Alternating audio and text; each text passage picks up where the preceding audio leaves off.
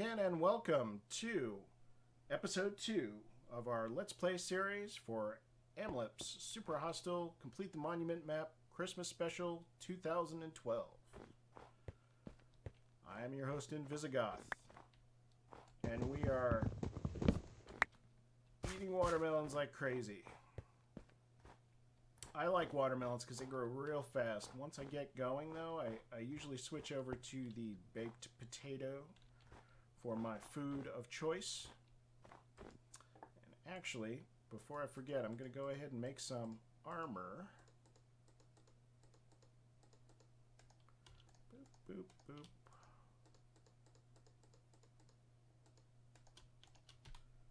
Gotta have the armor. Alright, while my watermelons are growing, I'm going to head on over and take a look at some of these areas that are nearby. Just try and gather anything that's useful around here.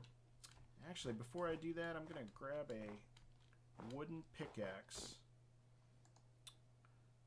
Let's see here.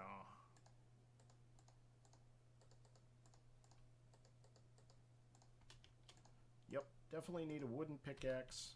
I don't need much else. It's nice to have some extra bone meal and wood. Don't need these guys. Don't need any of this, really. Shoot, my chest is already full. Alright. Let's figure out what's going on around here. Gotta keep an eye out for creepers. They could still be lurking around. I think I'm safe for the moment. However, rule number 1 in my rules for super hostile maps, rule number 1 is watch your ass. And that is never more true than in a super hostile map. The moment you let your guard down on a super hostile map, you can end up dead with all your stuff in a pool of lava. Now, I know you're probably thinking, if you haven't played a super hostile map, that happens in Minecraft no matter what. It's a lot worse in a super hostile map. Keep in mind that the map authors are purposefully building traps to utterly kill and murder the foolish. And so anybody who runs through a map and doesn't pay attention to what's going on, and they end up dead, they have no one but themselves to blame for that, because they're called super hostile for a reason. I guess I'll just go down here and grab some of this coal and some of the stone so that I can make stone tools. That guy. Now, although this may look a little bit like normal Minecraft, I can tell you that, well, you can probably already see, there are no veins of coal here. These were placed individually by the map author, and only probably in very small amounts. You can take nothing for granted on these maps. I mean, the mechanics of the game have not changed. You'll see the same monsters and the same crafting recipes apply, the same enchantments, same potions, things like that. But as far as what blocks are available and what's going to happen when you dig into them, keep in mind this is all custom made, so there's no guarantee that if I dig into the ground I'm going to come up with some iron and some coal. Most likely not. And you know, there's a part of me that really likes that idea, simply because if you play a vanilla Minecraft game, you start a brand new world, you can be 2.5 minutes into that game and already have the diamonds you need to make a diamond pickaxe. There's no real curve there. You're just, you start out with nothing, and then pretty soon, immediately you're off of wood, for starters. Pretty much instantly you get up to stone tools, and then if you really go after it, you can get diamond tools fairly quickly. Not so in a super hostile map. A lot of the bigger super hostile maps, since they have a longer sort of, there's a longer distance between beginning the map and ending the map, they sort of give out those materials very slowly, very carefully. You will often start out with no wood, no dirt, no food.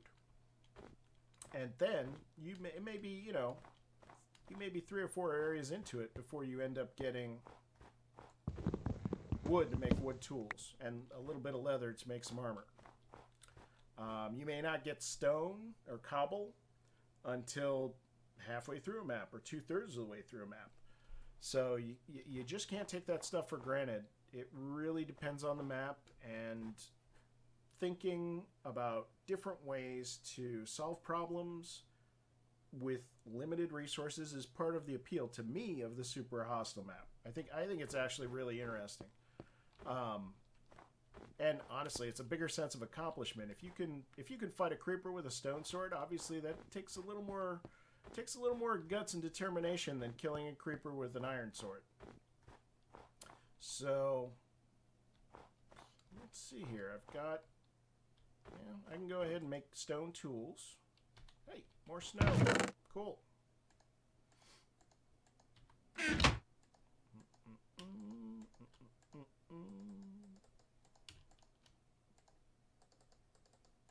So in this case, Amlup has been very generous. And what am I doing? That would have been wrong. Amlup has been very generous, and so we're going to just move right up into the stone tools.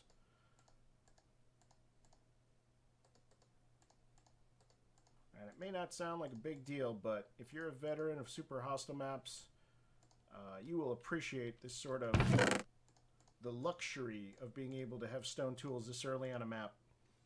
Oh, I guess I did have that iron shovel. It doesn't matter. Alright, I don't have arrows, don't have string to make a bow with. I do have a little bit of armor. Don't have any iron to make a bucket with or anything like that. So, I'm going to head over. I'm going to grab my torches and head over to that Christmas tree over there. I want to get some more wood because I know I'm going to need it. And I will chop down that tree and see if there's anything else of interest over here.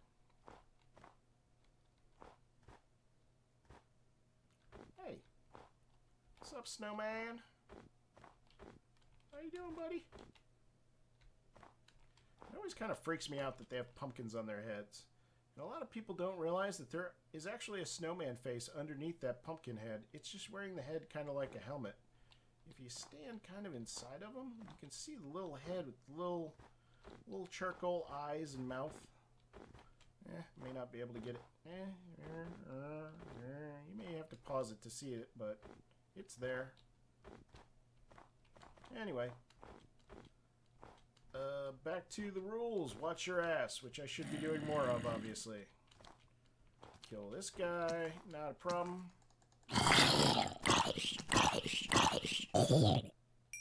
Guess I could use my sword for that if I was a little smarter. Alright. Watch my ass, watch my ass.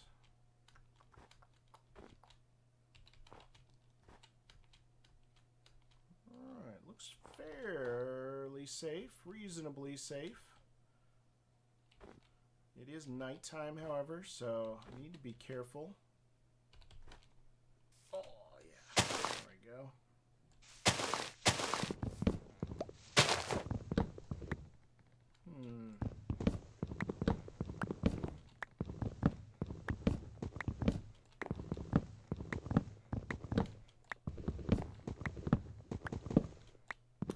And this is definitely the kind of place where there might be a chest or something up top. Sort of a very high-profile place to look. I don't see anything.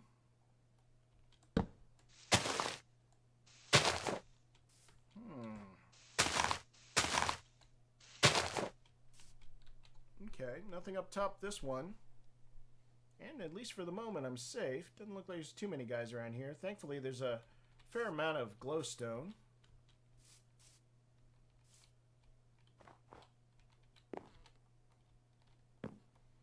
So, I guess I'll just have to accept that there's just a pile of wood here, and that is reward enough in itself. For me, anyway.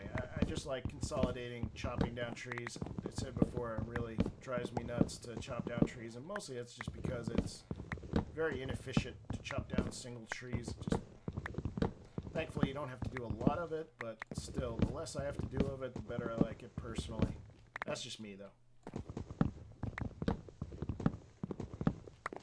Alright. Zombie around here somewhere. I can handle that. No big deal.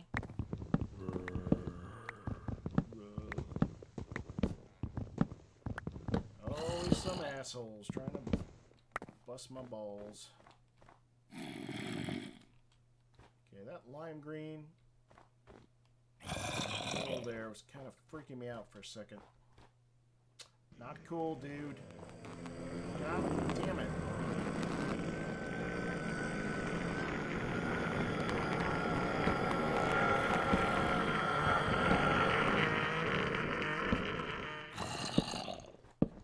I don't want to fight you, Mr. Enderman. Leave me alone. Oh. Who sucks? It's you. You suck. Alright, well, I'm just going to grab this and head on back. I think we've done a pretty good job of scoping out the area. I got a good feel for what we... Oh, hey, look at that. Got a good feel for what we do and do not have around here. Happy Christmas, 2012 live stream viewers. I'm going to go check that out, man. Hey, okay. Some golden apples and some shears of Smite 1, Bane of Arthropods 2, and Fire Aspect 1. This will be another thing that is somewhat familiar to people who have played these maps. You will find that often you'll get things like that, and then you can use them as weapons. Now, it's not something you would be able to enchant or craft in the game, but if a map author provides this to you, you can use it, and it's actually really useful for many reasons, not the least of which is, as you can see, I hit that guy and it did not deteriorate. It is like a weapon that doesn't wear out when you attack with it. Since these are shears, it will run out if you grab leaves or if you shear sheep with it. But as a weapon, you can continue to use it for a long time as long as you're careful to just use it as a weapon. It's kind of a really... I'm gonna just get the hell out of here. So it's really a convenient sort of backup weapon. You know, just sort of a default that you can use and not have to worry too much about. I see you, creeper. It's a default that you can use and not have to worry too much about whether it's going to wear out or whatnot. So that's kind of nice, especially when you may not have stone tools, for instance. So you may not have a stone sword, but you may have some shears that you can rely on to get you by in a pinch.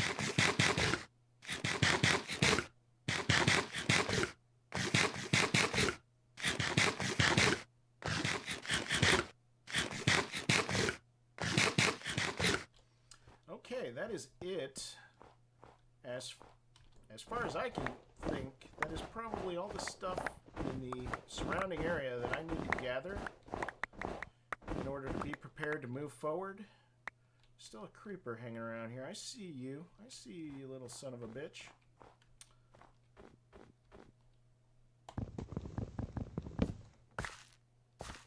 I don't think mobs can spawn on ice, so maybe I'm being a little too...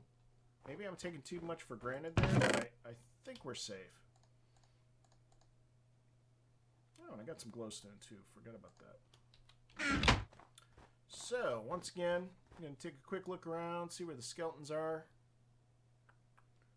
A little harder to see with the snow falling, of course. There's a zombie way out there, but not much else.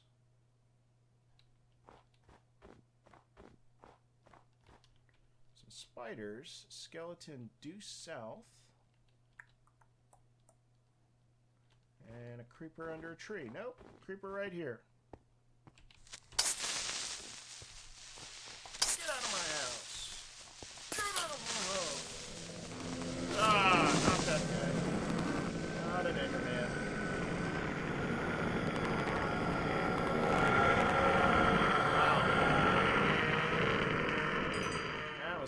distance. He is all the way over there, and yet he got hostile. Oh well.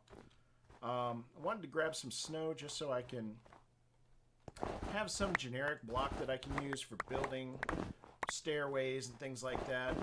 A block that I don't feel obligated to go back and gather up again. Like even if it was dirt, I would probably want to go back and get it just because I'm going to have to get dirt anyway if I want to build a bigger farm. But with a snow block, I don't care whether I leave those behind or not. There's plenty more where that came from. So I'll go ahead and grab, you know, a little bit, maybe a stack and a half of this.